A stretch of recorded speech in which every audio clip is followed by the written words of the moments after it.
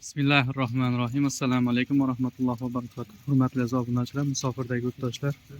Mana navbatdagi darvozamizni yapga o'rnatib berdik. Bu darvozamiz Toshkent shahar yangi Yashnobod tumaniga yapga o'rnatib berdik. Yangiobod deb o'rnatgan. Bu darvozamiz haqida qisqacha ma'lumot berib o'tadigan bo'lsak, reflonkalikli darvozamiz, buruvchilik. Stoykalari 8 ga 8, 1.7 stenada bo'ldi. Profillar 6 ga 4, 1.5 stenada bo'ldi. Ko'rishlaringiz mumkin, juda ideal holatda, juda ajoyib holatda glansiy svet qilib berdik. Mana bu joylariga tilla ranglarni surtib berdik. Zamoklarimiz har doimdek Zuber zamok. Juda garantiyali zamokdan bo'ldi. Xudo xolasa ochib yopishlar ko'ryapsizlar. Juda yumshoq holatda bo'ldi. Tag qismlari 8 lik shivillerdan bo'ldi.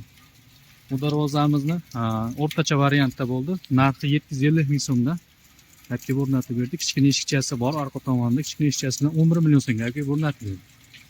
Hozir mana orqa tomondan ko'rsatib o'tishga harakat qilib ko'ramiz. Orqa tomonlar juda tekis holatda bo'ladi. Qorong'iroq, shunday havo bo'lmasa, yomg'ir yog'yapti Toshkent shahrida. Mana orqalari ham tekis, xudo xolasa mana. Ko'rishlaringiz mumkin. Mana bunaqa joylar sentr zamokdan bo'ladi. Bitta qo'lda bemalol ochib yopilishi mumkin. Yomg'ir sabab ochib yopib ko'rsatolmayapmiz. Ayrim kamchiliklarga rozi bo'lasizlar.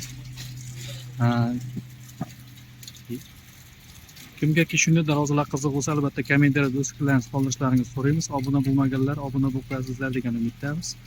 Sog' bo'linglar, salomat bo'linglar, Allohga omonat bo'linglar.